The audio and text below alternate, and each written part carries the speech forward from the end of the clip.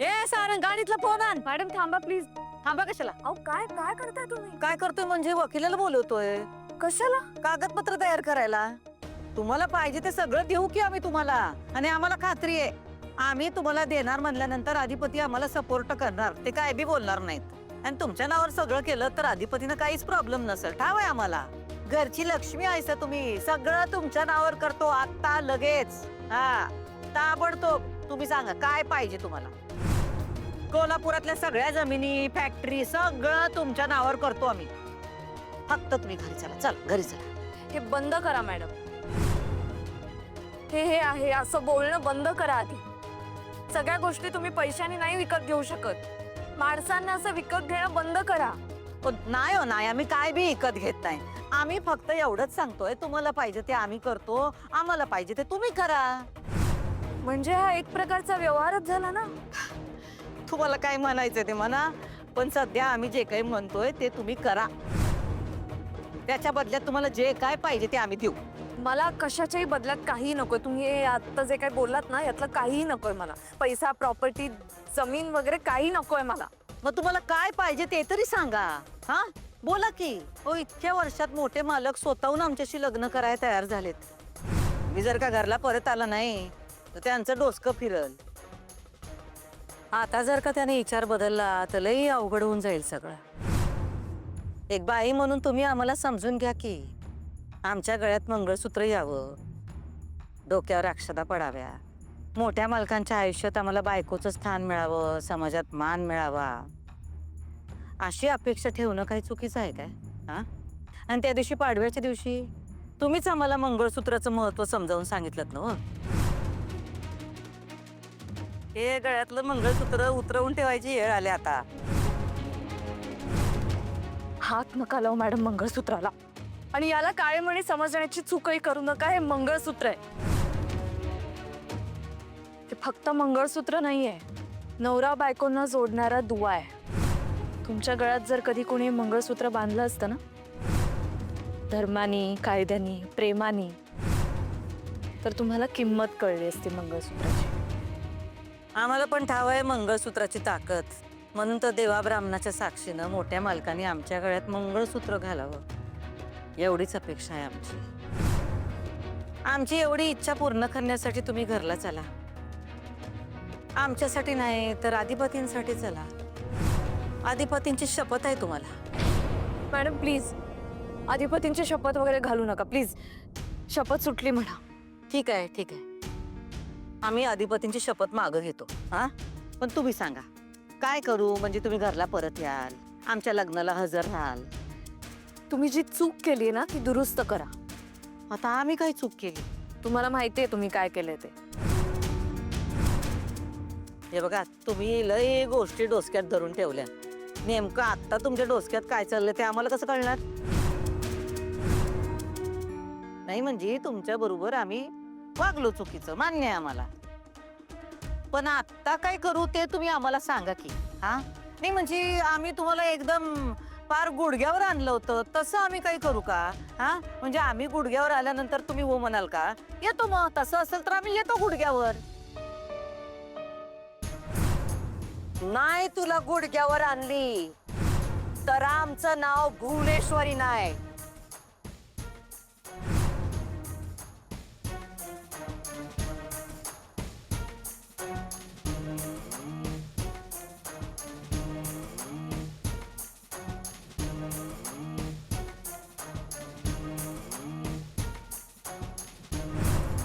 तेव्हा आमच्या मनात राग होता म्हणून आम्ही तुम्हाला गुडघ्यावर यायला सांगितलं होतं. आता तुमच्या मनात राग आहे का नाही?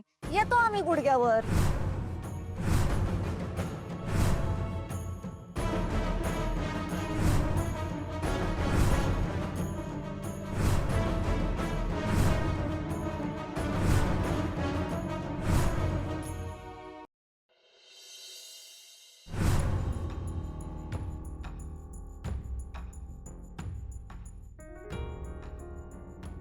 मी अक्षराला एकटीला पाठवायलाच नको होतं. पण मी तिथे असताना भुवनेश्वरी मॅडम काही बोलल्याच नसत्या. त्यांना जे अक्षराला सांगायचंय ना ते त्यांनी सांगितलं नसतं. इरा त्या दिवशी जे सांगून गेली ना त्यामुळे काळजी वाढली आहे माझी. भुवनेश्वरी मॅडम मला फोन करताय. मला म्हणाल्या की जर तुझ्या बहिणीने डिवोर्स देण्यामध्ये आडकाठी केली तर तिला गायब करेन, आणि अशी गायब करेन की तुम्हाला ती आयुष्यभर दिसणार नाही. इरू जे म्हणाली ते खरं झालं तर मी स्वतःला कधीच माफ करू शकणार नाही.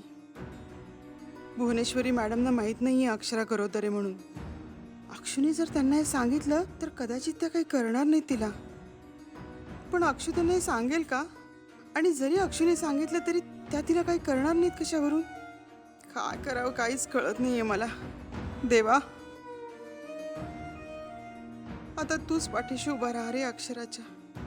माझ्या अक्षरावर कोणतं संकट येऊ देऊ नकोस.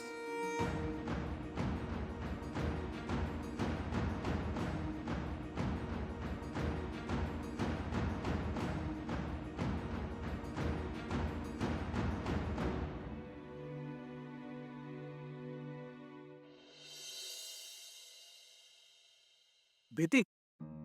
हा रे, का पण खरंच जरा भीती वाटते. काय दोघी पण हट्टी आहे. आणि आई साहेबांचं असं झालं, त्यांना काय वाटेल ते करून त्या 4 वर्ष सूर्यवंशी संग लगीन करायचं. ठीक आहे, पण त्यासाठी त्या वाटेल ते करू शकतात माहिती आहे का. आणि मास्टर माइंडचं असं आहे की त्यासनी काय वाटेल ते झालं तरी शाळा बंद होऊ द्यायची नाही. त्यासाठी वाटेल ते करू शकतात. आमचं फक्त एवढंच म्हणणं आहे, जे काय करायचं ते दोघींनी बी शांत डोक्यानं करावं. तसंच करतील त्या. आणि तू उगाच टेन्शन घेऊ नकोस. आणि तू जर का सांगितल्याप्रमाणे वहिनीने त्यांच्या मागण्या मॅडम समोर मांडल्या तर मग काय टेन्शनच नाही ना. आणि आज मॅडम गेल्याच आहेत आणायचे तिकडे, तर त्या दोघींचं त्याबद्दल बोलणंही होईल. बोलणं तर होईल. आता त्यासाठी गेलेत आई साहेब. त्यासनी कळून चुकले बरं का आई साहेबांना. दुसऱ्या कोणाला पाठवून चालणार नाही. जर काही मार्ग काढायचा असेल तर स्वतःच गेलं पाहिजे. वाया करून काय चालणार नाही. तुला काय वाटतं कशाबद्दल? म्हणजे जर का वहिनीने त्यांच्या मागण्या मॅडम समोर मांडल्या तर मॅडम त्या पूर्ण करतील का? आता कसं आहे बघ, मी जेवढं आई साहेबांना ओळखतोय नाही, मला तर एवढं कळते की त्यांचा शाळेबद्दलचा निर्णय झालेला आहे. शाळा बंद करायची असा विचार त्या गेलेल्या दिवसापासून करतात. मी आपलं त्यांचा ते विचार बदलायचा प्रयत्न करतोय की नाही, शाळा बंद नका करायला. मी आता त्यांना म्हणलं की बाकी सगळ्या गोष्टींवरचा फोकस जाऊन दे. म्हणलं आई साहेब तुम्ही फक्त आता लग्न एवढाच विषय डोसक्यात घ्या. तर त्याच्यावर त्या होय म्हणल्यात की ठीक आहे, आता शाळेचा विचार आम्ही बाजूला ठेवतो. पण याचा अर्थ त्यांनी तात्पुरता तो विचार बाजूला ठेवलेला आहे हे मला चांगलं माहिती आहे. हट्टी आहेत रे त्या. पण त्यांचं कसं आहे, एखादी गोष्ट ठरवली ना आमच्या आईसाहेबांनी की ठरवली, मग ती काय दडावरची पांढरी रेख. तुला माहीत आहे कसा असतो विषय. मग तो विषय लय हार्ड असतो. मी प्रयत्न करतच राहीन, त्यासनी समजावून सांगतच राहीन की शाळा बंद पाडू नका. पण त्याच्यातनं काय होतं रे, आमच्या दोघांचे वाद होतात ना. माझे आणि आईसाहेबांचे कधी नव्हते वाद म्हणजे छोटे मोठे. पण त्यासनी कसं वाटतंय आईसाहेबांनी की मी मास्तरीन बाईंचंच म्हणणं मी सांगतोय का काय. जो मुद्दा मास्तरीन बाईंचा आहे तो मी लावून धरतोय काय. मास्तरीन बाईंचं असं म्हणणं आहे म्हणून मी पण मास्तरीन बाईंच्या वतीनं भांडतोय का काय. असं उगाच त्यांच्या गैरसमज होतात ना. जेव्हा की तसं नाही रे ओंक्या. मला खरंच शाळेचं महत्त्व पटलेलं आहे. जेव्हापासून आमच्या आयुष्यात शिक्षण आलं, मास्तरीनबाई आल्या, मला शिक्षणाचं महत्त्व पटलं. मला एक कळून चुकले ओंक्या, खरंच कळून चुकले की जगात जर चांगलं तुम्हाला वावरायचं असेल ना तर तुम्हाला 4 बुकं शिकली पाहिजे. 4 माणसात जर चांगलं वावरायचं असेल तर. पण आता हे आईसाहेबांना सांगायला गेलं तर उगाच त्यासने काय ते पटत नाही. त्यांचं मत ह्याच्या करेक्ट विरुद्ध आहे. तुला माहीत आहे माझं एवढं म्हणणं आहे, आईसाहेबांसंग मला वाद नाही करायचा. काहीतरी परमनंट सोल्युशन का नाही ह्याच्यावर मिळालं पाहिजे. आता आईसाहेब जर गेल्यात त्यासनी भेटाल तर एका दृष्टीनं बरंच आहे. मास्तरीनबाईंनी त्यांची बाजू ठामपणे आईसाहेबांसमोर ठेवली पाहिजे, एवढं माझं म्हणणं आहे बघ. आणि काहीतरी परमनंट सोल्युशन त्या शाळेसाठी काढलं पाहिजे, आहे का नाही. म्हणजे शाळेचा जो प्रश्न आहे तो कायमसाठी सुटला पाहिजे. हे बघ, तुला असं वाटतं ना मग असंच होईल. अरे आणि वहिनी खूप समजूतदार आहेत रे, एकदम मुद्देसूद बोलतात. त्यामुळे त्यांना त्यांचं म्हणणं आहे ना एकदम व्यवस्थित मांडता येतं. हो बरोबर. मुद्दा समजून देतात. आणि आईसाहेबांचं पण हे काय बरं काय, जर त्यांना एखाद्या व्यक्तीनं पटवून दिलं ना की हा मुद्दा का बरोबर आहे, लॉजिकली जर की हे का केलं पाहिजे आणि यानं काय फायदा होणार आहे, हे कसं बरोबर आहे कसं चूक, हे जर नीट पटवून दिलं ना तर आईसाहेब ऐकू शकतात बरं का. एवढी मला खात्री. काय व्हायचं तेवढी ही शाळेचं तेवढं नीट मार्गी लावू दे बाबा. अंबाबाई एकच प्रार्थना आहे, शाळा तेवढी शेप राहून दे बास.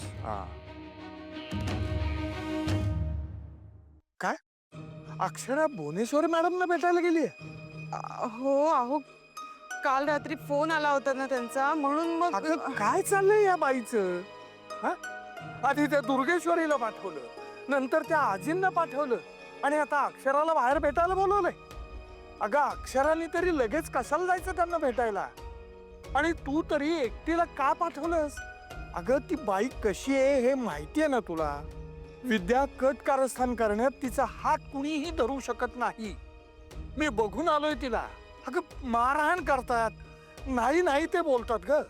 तुला सांगितलं होतं ना मी हे सगळं, तरीही तू अक्षराला एकटीला पाठवलीस. मी म्हणाले होते तिला एकटी जाऊ नको, मी येते बरोबर म्हणून, पण तिने ऐकलं नाही. ती म्हणाली आई काही काळजी करू नकोस, मी एकटी जाते, काही प्रॉब्लेम होणार नाही म्हणून. मलाही तिला एकटीला पाठवायचंच नव्हतं. 2 जीवांची आहे पोर. अगं मग तेव्हाच मला सांगायचं ना. मी बोललो असतो अक्षराशी. मुळात मी तिला जाऊच दिलं नसतं. अगं आधीच काय टेन्शन कमी आहेत का तिच्या आयुष्यात, म्हणून आता ती त्यांना परत भेटायला गेली आहे. कशासाठी बोलवलंय काय माहिती बाबा. अगं 2 वेळा माणसं पाठवून सुद्धा अक्षरा परत गेली नाही ना, म्हणून डोकं फिरलं असेल त्यांचं. म्हणूनच मला खूप काळजी वाटायला लागली हो. आता काळजी करत बसण्यापेक्षा तू जर आधीच मला कल्पना दिली असतीस ना, तर विद्या मी तिला समजावलं असतं किंवा मी गेलो असतो ना तिच्या बरोबर. आता तिला एकटीला सोडून कसं चालेल? कळतंय हो मला, पण अक्षरा कशी हट्टी आहे माहिती आहे ना तुम्हाला. मी तिला सांगितलं, खूप सांगितलं की नको अक्षरा एकटी जाऊ नकोस, मी येते तुझ्या बरोबर म्हणून, पण नाही ऐकलं होते मी माझं. आणि मगासपासून ना मी तिला फोन लावतेय, पण ती फोन पण नाही उचलत आहे. मला अजून काळजी वाढली हो माझी. बरं कुठे भेटायचंय वगैरे काही बोलली आहे का अक्षरा? नाही ना हो, काहीच सांगितलं नाहीये. म्हणूनच तर खूप टेन्शन आलंय ना मला. 2 वेळा माणसं पाठवू नये, आपण तिला परत घरी पाठवलं नाही त्याचा राग तिच्यावर काढतील का? तिला काय करणार तर नाहीत ना हो. बापरे, चुकलंच माझं, मूर्खपणा झाला सगळा. मी ना तिला एकटीला जाऊच द्यायला नाही पाहिजे होतं, किंवा तुम्हाला तरी कळवायला हवं होतं मी. आता खूप काळजी वाटतेय मला. आता ना इथून पुढे कानाला खडा, मी कुठेच तिला एकटीला पाठवणार नाहीये. काय हो, ती घरी परत यावी म्हणून भुवनेश्वरी मॅडम ना काहीतरी करतच राहणार का? कारण त्यांना त्यांचं लग्न व्हायला हवंय ना. अगं ते लग्न बिग्न त्यांचं त्यांनी बघावं. त्या गोष्टी त्या अक्षराला कशासाठी घेत आहेत? त्यांना लग्न करू देत, नाही तर नको करू देत. हे बघ, आपला त्याच्याशी काहीही संबंध नाही. आणि अक्षरा आता परत त्या घरात जाणार नाहीये. येऊ दे अक्षराला, मी बोलतो तिच्याशी. का थांबवलं तुम्ही आम्हाला? काय करत काय होतात तुम्ही? काय करत होतो म्हणजे? गुडघ्यावर येत होतो. मॅडम प्लीज प्लीज तुम्ही असं काही करू नका. हे काही करायची गरज नाहीये. तुम्हाला माझ्यासमोर गुडघ्यावर यायला सांगेन मी या प्रवृत्तीची मुलगीच नाहीये. मी माझ्यापेक्षा वयाने अनुभवाने मोठ्या असणाऱ्या माणसाला गुडघ्यावर यायला सांगणे माझ्या स्वभावातच बसत नाही मॅडम. हे मला पटतच नाही.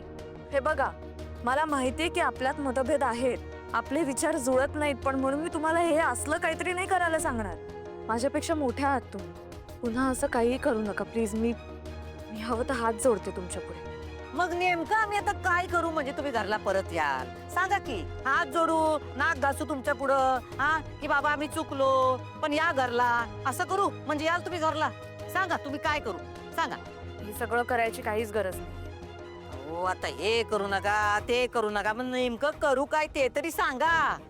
तुमचं म्हणणं तरी काय आहे? म्हणणं नाही, मागण्या आहेत माझ्या. मागण्या? कसल्या मागण्या? कळू तर देत आम्हाला. त्याशिवाय आम्हाला कळणार कसं तुम्हाला काय पाहिजे ते? सांगते. माझ्या सगळ्या मागण्या मी तुम्हाला सांगेन मॅडम, पण माझी सगळ्यात पहिली आणि सगळ्यात महत्त्वाची मागणी आहे, तुम्ही शाळा बंद करण्याची नोटीस पाठवली ती आधी मागे घ्या. शाळा बंद करू नका. तुम्ही जर हे करायला तयार असाल तर मी घरी येण्याचा विचार करेन. तुम्ही जर हे केलं तर मी तुम्हाला माझ्या पुढच्याही मागण्या सांगेन. अहो तुम्ही काय ते आपल्या घराबद्दल बोला की. तुम्ही शाळा आणि घर एकत्र कशापायी करताय? मी नाही एकत्र करत आहे मॅडम, ते तुम्ही एकत्र केलंय. त्याला आई तुम्हाला न्यायला आलती तेव्हा तुम्ही हेच केलं, हा शाळेचाच विषय काढलात. आम्ही तुम्हाला एवढंच सांगतोय की तुम्ही शाळा आणि घर हे विषय वेगळे ठेवा, एकत्र करू नका. शाळेचा विषय आम्ही जरा बाजूलाच ठेवलाय, कारण काय शाळेच्या बाबतीत आमचा निर्णय झालाय. वकिलांनी नोटीस पाठवली. आता तो निर्णय कसा काय मागं घेणार काय आमच्या हातात नाही हो. असं नाहीये मॅडम, असं नाहीये. सगळं तुमच्या हातात आहे. मालकीण आहात तुम्ही शाळेच्या. तुम्ही सांगितलं तर तुम्ही शाळा बंद करायची जी नोटीस पाठवली ती मागे घेऊ शकता. सगळे निर्णय मागे घेऊ शकता. हे बघा, शाळेचा निर्णय आम्हाला काय आता मागं घ्यायचा नाही आणि या लग्नाच्या गडबडीत तर तो आम्हाला डोक्यातच घ्यायचा नाही. तुम्ही पण काढून टाका. हा, आपण का नाही आधी घरचे विषय सोडू आणि मग शाळेचं काय ते बघू. आणि कसं आहे, कवा ना कवा आम्हाला ती शाळा बंद करायचीच होती. त्यामुळं आमचं ठरलंय थोड्या दिवसानं का होईना पण ती शाळा आम्ही बंद करणार. ठीक आहे, शाळा बंद करण्याचा तुमचा निर्णय ठरलाय ना? हा. मग माझाही निर्णय ठरलाय, तोही ऐका. कसला निर्णय? हाच, जोपर्यंत माझ्या मागण्या पूर्ण होत नाहीत तोपर्यंत मी घरी येणार नाही.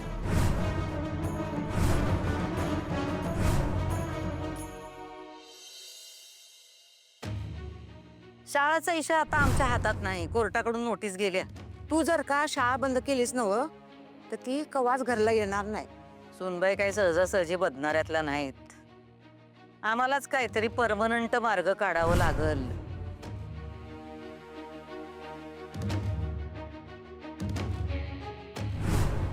आई आमाबाई लय काळजी वाटायला लागली. भुवी सुनबाईच्या मागण्या मान्य करेल नव? शाळा बंद करण्याचा तिचा निर्णय ती बदलल काय? तसा तिचा निर्णय ती कवाच बदलत नाही. पण आज शाळेबद्दलचा निर्णय तिला बदलावा लागल. तरच तिला जे पाहिजे ते मिळेल बघ. सुनबाई घरला परत येईल आणि मोठ्या मालकांशी लग्न करण्याचं भुवीचं स्वप्न पूर्ण होईल. आई आम्हाबाई समजा व्यवस्थित होऊ दे. आते, काय झालं ग? एवढी अस्वस्थ का दिसायल्यास? अगं नाही, भुवी सुनबाईला भेटायला गेली आहे ना व. नाही नाही तर हिच्या डुसक्यात येत आहेत बघ. म्हणजे सुनबाई भुवीशी नीट बोलल काय? भुवी तिचं नीट ऐकून घेईल काय? खरंच डोसक्याचं नुसतं बुसकाट झालंय. खरं सांगू आते, मला बी लई टेन्शन आले बघ. म्हणजे बघ की ताईला जाऊन केवढा वेळ झालाय पण तरी तिचा एक फोन बी नाही आलाय ग. म्या म्हणते त्या मास्तरनीनं शाळेचा मुद्दा कशा पहिला लावून धरायचा? त्या दिवशी म्या गेलते, काल तू गेलतीस, तर तुझ्या बरोबर तरी यायचं की तिनं. नाही नाही आली. नाही नाही येईल ती. तिचं बी काहीतरी म्हणणं आहे की नाही? होय की, पण ते तर तू सांगितलंस की ताईला. नेक्स्ट सांगू का ते, ती मास्तरीन बाई का नाही ताईचं काही बी ऐकून नाही घेणार. उलट तिला उलटच बोलणार आणि समजा आईशे फिसकटवणार. हा, चूप बोल रे नाड्या, आता बुडके झाले साऱ्या. तू कवा तरी चांगलं बोल की. मला खात्री आहे सुनबाई समंजसपणा समजा निभावून नेईल बघ. फक्त भुवीनं शाळा बंद करण्याचा निर्णय बदललेला नव्ह तर गोष्टी अवघडून बसते. भुवीनं काहीतरी शाळेबद्दल योग्य तो निर्णय घ्यावा बघ. म्हणजे तिचा लग्नाचा मार्ग मोकळा होईल. आत्ते, तुला वाटतंय का ग का ताई शाळा बंद करायचा निर्णय मागं घेईल? ते आता आई आम्हाबाईलाच माहीत. भुवीचं लग्न आता भुवीच्या निर्णयावर अवलंबून आहे. बघू भुवी आता काय निर्णय घेते तो.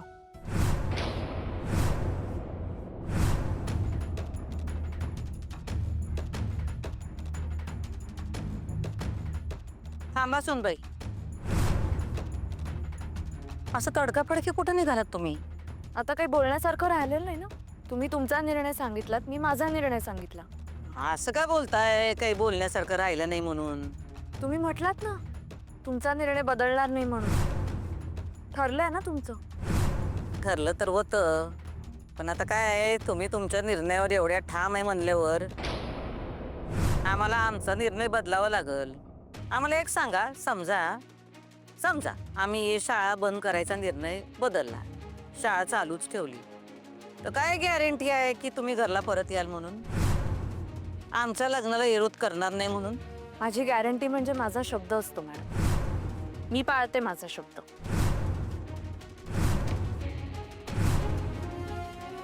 ठीक आहे, आम्हाला एवढंच ऐकायचं होतं. कसं आहे, बोलणारे बोलून जातात, तसं करतातच असं नाही ना. आम्हाला तुमचं म्हणणं कळलंय, आता आम्ही तुम्हाला आमचं म्हणणं सांगतो. काय? हेच की आम्ही शाळा बंद करण्याचा निर्णय आमचा बदलू. नाही बंद करणार शाळा.